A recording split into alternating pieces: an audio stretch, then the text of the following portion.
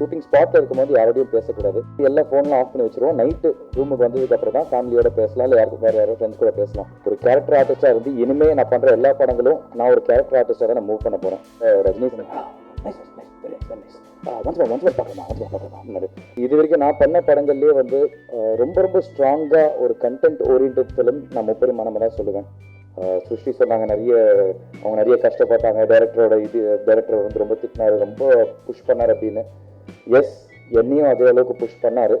அப்போ வந்து எனக்கு பயங்கர ஒரு இரிட்டேஷன் ஆயிடுச்சு எனக்கு டைரக்டர் மேலே.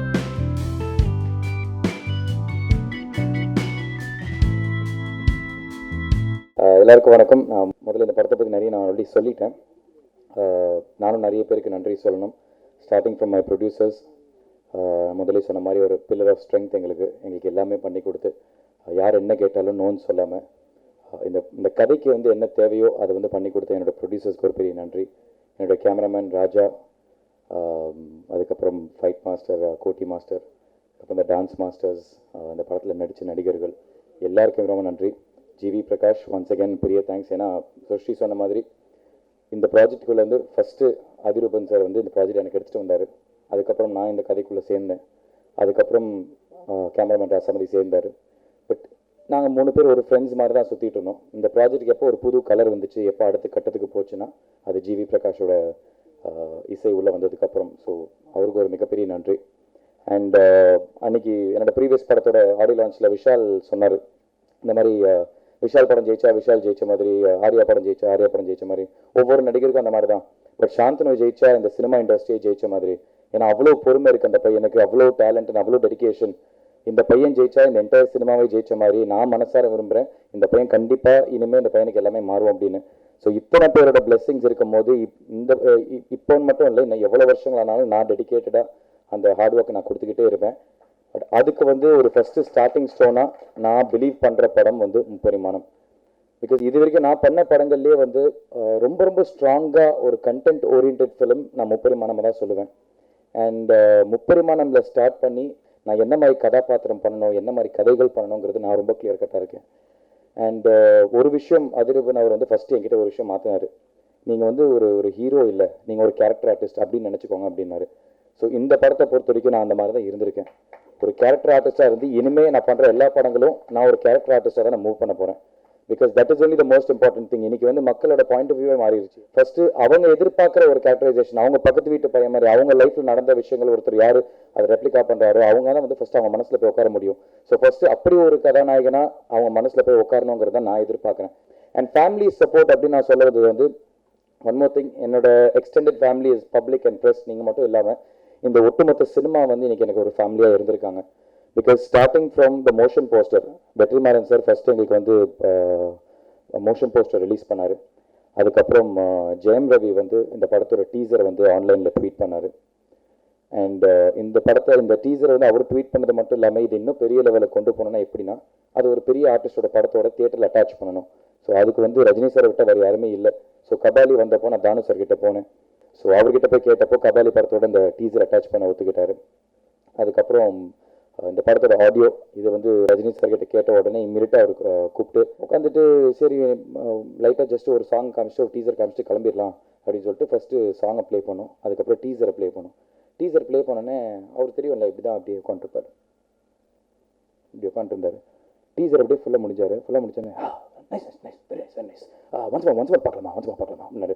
சார் தாராளமாக சார், நீங்கள் எத்தனை வாட்டி வேணால் பார்க்கலாம் சார் அப்படின்னு சொல்லிட்டு திருப்பி நாங்கள் அதை ப்ளே பண்ணோம்.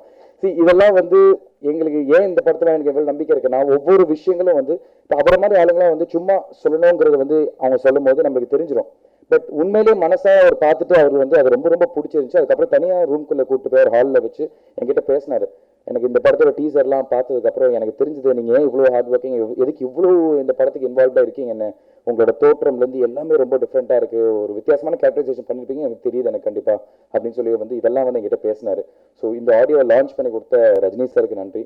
அண்ட் அந்த சாங் நீங்கள் பார்த்தீங்க, ரஹ்மான் சார் இந்த சாங் வந்து எனக்கு லான்ச் பண்ணி கொடுத்தாரு. அவருக்கு ஒரு மிகப்பெரிய தேங்க்ஸ். பிகாஸ் அவரால் இந்த சாங் வந்து எனக்கு பயங்கர வைரலாக இருக்குது. அண்ட் அந்த சாங்கில் வந்து 27 ஆர்டிஸ்ட் எல்லாருமே ஒவ்வொருத்தரும் 2 பாயிண்ட்டுக்காக அங்கே வந்தாங்க. ஒன்று எங்கள் அப்பா மேலே இருக்கிற மரியாதைக்காகவும் என் கூட இருக்கிற நட்புக்காகவும் அங்கே வந்தாங்க. ஸோ இது வந்து ஒரு ப்ரோமோ வெர்ஷன் அவங்க ஷூட் பண்ணவங்கிறதுக்காக 2 வெர்ஷன் ஷூட் பண்ண, தமிழ் தெலுங்கு பைலிங்குவல் ஷூட் பண்ணுற மாதிரி. ஸோ என் கூட ஒரு ஷாட்டில் வந்து அவங்க பெர்ஃபார்ம் பண்ணிட்டு, ஸ்கந்தாவோட ஒரு ஷாட்டில் பெர்ஃபார்ம் பண்ணிட்டு, அவங்க மட்டும் தனியாக என்னென்ன பண்ண முடியுமோ அதை எடுத்துக்கிட்டு, அப்புறம் என்னென்ன லைன்ஸ் கற்றுக்க முடியுமோ அதெல்லாம் பாடிட்டு இவ்வளோ தூரம் பண்ணாங்க. இதில் எனக்கு என்ன தெரிஞ்சதுன்னா, எல்லாரும் வந்து சாந்தனுக்காக ஏதாவது நாங்கள் பண்ணி ஆகணும் அப்படிங்கிற ஒரு மனசார ஒரு ஒரு ஒரு ஆசை அவங்களுக்கு. ஸோ இந்த நேரத்தில் அவங்களுக்கும் நான் ஒரு மிகப்பெரிய நன்றி சொல்கிறேன். சிருஷ்டி சொன்னாங்க அவங்க நிறைய கஷ்டப்பட்டாங்க, டைரக்டர் வந்து ரொம்ப திட்டினாரு, ரொம்ப புஷ் பண்ணார் அப்படின்னு. எஸ், என்னையும் அதே அளவுக்கு புஷ் பண்ணார். பட் நான் ஏன் அதை வந்து பிகினிங் வந்து ஒரு கம்ப்ளைண்ட்டாக பார்க்கல, சிருஷ்டியும் கம்ப்ளைண்ட்டாக பார்க்கல. இனிஷியலாக அவங்களுக்கு ஒரு கஷ்டமாக இருந்துச்சு. நான் ஏன் அதை பிகினிங் பார்க்கலன்னா, எனக்கு தெரிஞ்சது அவர் அதிரூப்பன் வந்து என்ன கொண்டு வர போறாரு அப்படின்னு.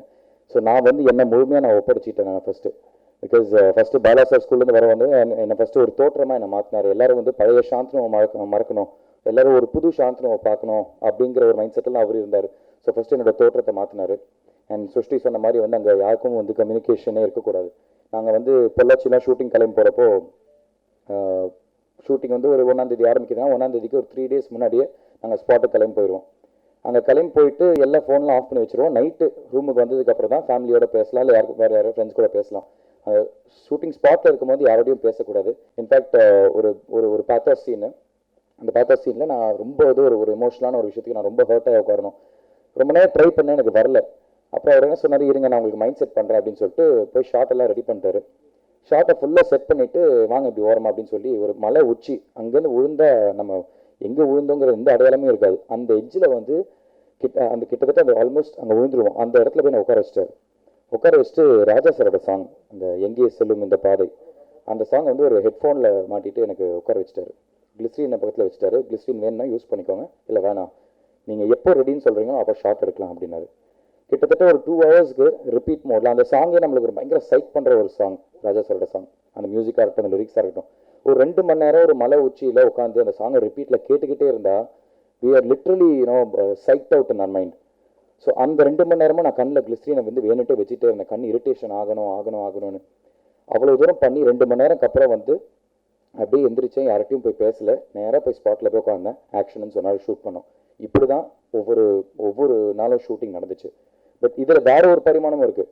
அவங்க சொன்ன மாதிரி ஜாலியாக இல்லைன்னா இல்லை, பயங்கர ஜாலியாக இருந்தோம். படத்தோட ஃபர்ஸ்ட் ஹாஃப் வந்து ரொம்ப அழகான ஒரு லவ் ஸ்டோரி இந்த கதையில். அந்த லவ் ஸ்டோரியில் வந்து எல்லாருமே ஜாலியாக இருந்தோம், பயங்கர ஃப்ரீக் அவுட்டாக இருந்தோம். சாங்ஸ் இருந்துச்சு, நல்ல காமெடி சீன்ஸ் இருந்துச்சு, பயங்கர ஒரு ஜோவிலாக தான் போச்சு அந்த ஷூட்டிங். படத்தோட செகண்ட் ஹாஃப் வந்து வேற ஒரு பரிமாணம். ஸோ அதுக்கு தான் இந்த மாதிரி ப்ரிப்பரேஷன்ஸ் நாங்கள் பண்ணோம். கம்ப்ளீட்டாக என்னோட உருவத்தை மாற்றி, உண்மையிலேயே எனக்கு வந்து ஒரு ராமச்சந்திரன் மேக்கப் மேன் சொன்ன மாதிரி இது வந்து செட்டப் தான். அது வந்து நிறைய பேர் உண்மையை நினச்சிட்டாங்க.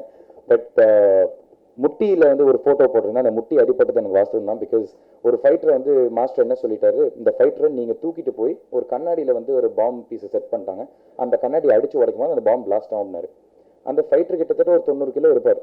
ஃபர்ஸ்ட் டேக்கு கண்ணாடியை வச்சுட்டாங்க, அந்த கண்ணாடி போய் இடிச்சோம், கண்ணாடி பாம்பு பிளாஸ்ட் ஆச்சு. ஆனால் அந்த வெயிட் தாங்க முடியாமல் கீழே விழுந்து முட்டியில் அடிப்பட்டு ஒரு 1 hour ஷூட்டிங் ஸ்டாப் ஆயிடுச்சு. லைட்டாக ஸ்வெல்லிங் ஆகி என்னால் ஒன்றுமே பண்ண முடியாமல் இருந்துச்சு. அப்போ வந்து எனக்கு பயங்கர ஒரு இரிட்டேஷன் ஆயிடுச்சு எனக்கு டேரக்டர் மேலே. என்னன்னா ஒரு 10 நிமிஷம் தான் டைம் கொடுத்தாரு. வாங்க சொல்லணும், டைம் இல்லை, இவ்வளோ பெரிய செட்டப். இந்த ஓப்பனிங் கல்யாண மண்டபத்தில் வந்து ஒரு பெரிய ஃபைட்டு, 20 ஃபைட்டர்ஸ் இமீடியட்டாக போனால் நான் இரிட்டேட் ஆகி கத்திட்டேன். என்னங்க நீங்கள், எனக்கு புரியுது உங்களோட ஃபீல் என்ன, நீங்கள் என்ன வேணும்னு எதிர்பார்க்குறீங்கன்னா, ஆனால் அதுக்கு இது டூ மச்சுங்க.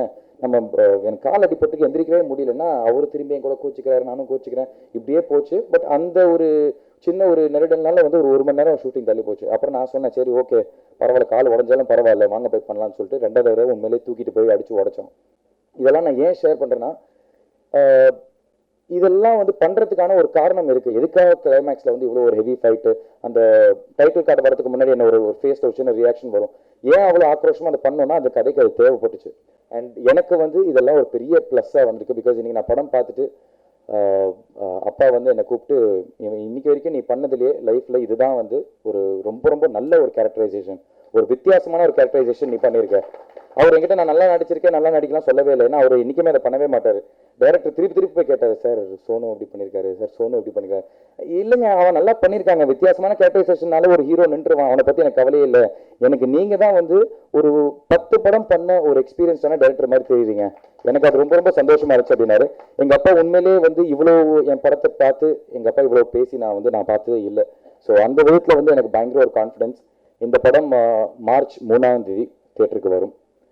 அதுவும் முரளி சார் சொல்லியிருக்காரு, if there or any changes நாங்கள் வந்து அந்த இன்டிமேஷன் கொடுப்போம். ஸோ அதனால் வந்து எங்களை சப்போர்ட் பண்ணவங்க எல்லாருக்குமே ரொம்ப நன்றி. இதுக்கு மேலே இந்த படம் நல்லா இருக்கும், இல்லை போர் அடிக்கும், ஸ்லோவாக இருக்கும், ஃபாஸ்ட்டாக இருக்கும், அதெல்லாம் நான் சொல்ல வரல. பட் படம் பார்க்குற ஒவ்வொரு ஆடியன்ஸும் எல்லாருமே கனெக்ட் பண்ணக்கூடிய ஒரு பாயிண்ட் இந்த கதையில் இருக்குது. எல்லாருமே வந்து இந்த படம் பார்த்து முடிச்சோன்னே அவங்க யோசிப்பாங்க, நம்ம லைஃப்பில் நடந்துச்சு அது, நம்ம ஃப்ரெண்ட் லைஃப் இது நடந்துச்சுல்ல அப்படின்னு சொல்லுவாங்க. ஸோ அந்த மாதிரி ஒரு பாயிண்ட் இருக்குது. மற்றபடி இவ்வளோ நேரம் இங்கே எல்லாரும் பொறுமையாக வந்து நாங்கள் எல்லாருமே பேசினது கேட்டதுக்கு ரொம்ப ரொம்ப நன்றி. Thank you so much. பத்திரிகை நண்பர்கள், ஊடக நண்பருக்கும் என்னுடைய நன்றியை தெரிவித்துக் கொள்கிறேன். இந்த படத்தில் நம்ம ப்ரொடியூசர்ஸ் தான் ரொம்ப தேங்க்ஸ் சொல்லணும். ஏன்னா அவங்க முறையாக அதிரூபன் சாருக்கு மிகப்பெரிய அந்த மாதிரி ப்ரொடியூசர்ஸ் வந்தால் இந்த மாதிரி டேரக்டருக்கு வித்தியாசமான முப்பரிமான கதைகள் கொடுக்க முடியும். அதுக்கு உங்களுடைய சப்போர்ட் ஆதரவு ரொம்ப முக்கியம். நிச்சயமாக எல்லாரையும் நீங்கள் எங்களை மேல் தூக்கி விடணும். நன்றி, வணக்கம்.